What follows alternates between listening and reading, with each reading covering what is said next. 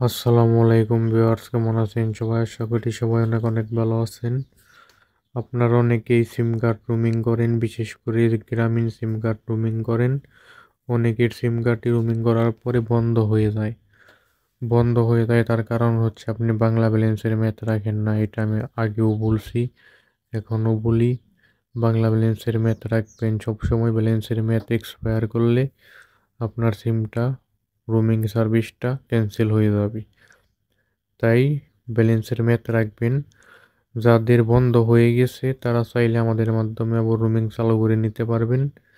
আবার অনেকেই আছেন রোমিং বন্ধ হয়ে গেছে, আপনি কি করেন, 994 টাকা বা 1494 টাকা রিচার্জ করেন, মনে করেন যে রিচার্জ করলে রোমিং চালু হয়ে যাবে।